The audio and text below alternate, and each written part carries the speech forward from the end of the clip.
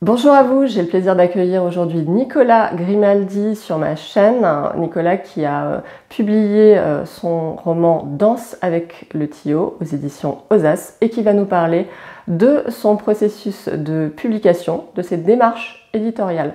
Je lui laisse la parole et je le remercie d'avoir partagé son expérience avec nous. À très bientôt.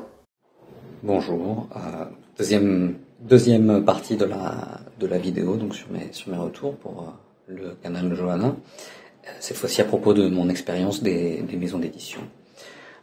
Les démarches, comment j'ai effectué tout cela. La première chose que j'ai faite, c'est de prendre des conseils de professionnels, encore une fois, par Johanna elle-même et par d'autres contacts que j'avais. Je pense que c'est très important de savoir un petit peu par où on va. Il y a beaucoup de choses qu'on ignore, donc c'est très important de cadrer un petit peu les efforts pour quand on démarche les maisons d'édition. Ça prend beaucoup de temps, le temps de les démarcher, le temps d'attendre des réponses, ça prend beaucoup de temps, donc c'est bien d'essayer de cibler dès le départ. En tout cas pour moi ça m'a beaucoup aidé. Et ensuite faire un peu de recherche moi-même, c'est-à-dire en allant sur les sites internet, en regardant. En général, les maisons d'édition vous indiquent si elles acceptent les manuscrits, si elles vous donnent aussi des informations sur comment les formater, comment les envoyer. Ça peut être par PDF, ça peut être par email ou par courrier postal. Mais c'est important de le savoir, encore une fois. Je sais que quand on ne respecte pas la manière de faire, c'est vraiment très très rare que les maisons d'édition vous lisent votre manuscrit. Moi personnellement, un des problèmes que j'ai eu, c'est n'étant pas résident en France, c'était un peu compliqué de réseauter. C'est quelque chose que j'ai beaucoup entendu, par exemple, si on vit à Paris ou si on vit près de maisons d'édition, c'est une très bonne chose de connaître les gens, de les rencontrer et de connaître un peu mieux. Ça vous ouvre aussi plus de portes, ça augmente les chances d'être lu, tout simplement. Et pour moi, c'était un peu compliqué. Effectivement. Donc, les démarches des maisons d'édition, j'ai commencé par celles que je connaissais, avec les conseils de Johanna, et qui soient alignés avec la ligne éditoriale, soit alignée avec le type de roman que j'avais fait, et aussi j'ai privilégié ceux qui donnaient leur chance a priori aux primo-romanciers, donc à des inconnus qui n'ont pas encore été publiés en maison d'édition.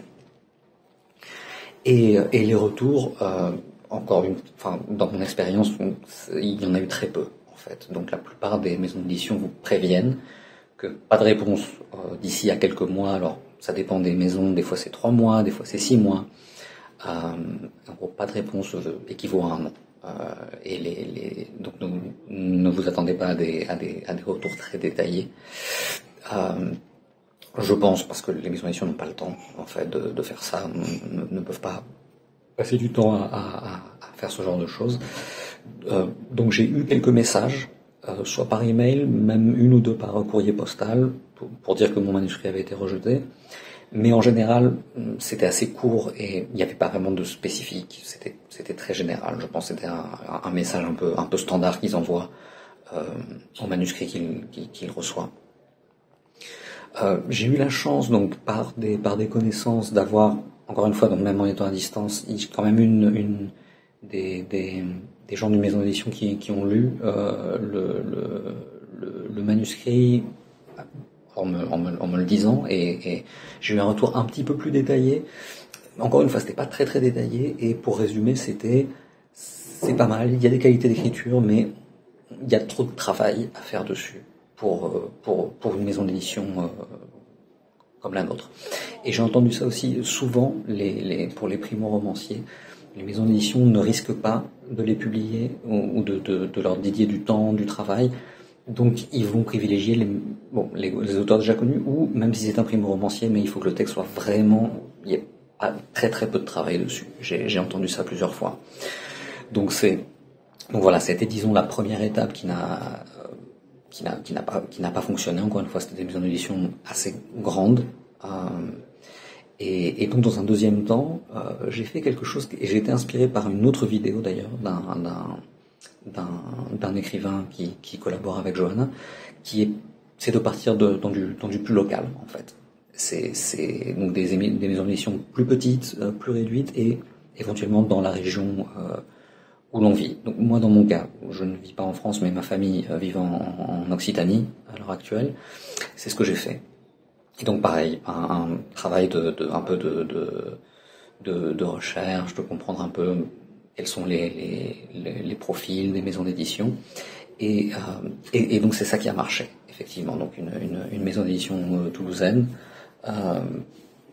petite structure, mais disons que c'est tout de suite, c'est vrai qu'on a plus de rapport avec eux, ils prennent plus le temps de répondre parce qu'ils ont sûrement moins de sollicitations. Et ce que j'apprécie beaucoup par rapport, par exemple, à des gens qui font de l'auto-édition, c'est, encore une fois, c'est qu'on a un partenaire, en fait. Quelqu'un qui parie sur le texte, qui apprécie le texte, pas uniquement, en vous voyant comme un client, mais comme un partenaire. Donc, le travail avec la maison d'édition, c'est fait, encore une fois, par appel, par téléphone ou par email, la plupart du temps.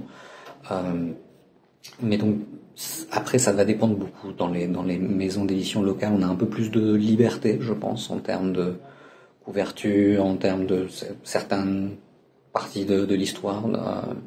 Et ce que j'ai apprécié, par exemple, avec les éditions Ozas, c'est qu'ils font plusieurs relectures du texte. Et une relecture est faite à haute voix et en groupe. Ce que j'ai trouvé très intéressant. Donc, tout le comité de lecture se réunit une fois par semaine et ils vont lire à voix haute en se relayant le texte pour voir comment ça sonne, pour avoir des idées un peu et avoir un peu un travail de groupe. C'est quelque chose que ça se fait sûrement dans d'autres, mais c'est quelque chose que j'ai trouvé de très très intéressant. Et voilà. Et donc c'est comme ça que ça s'est fait.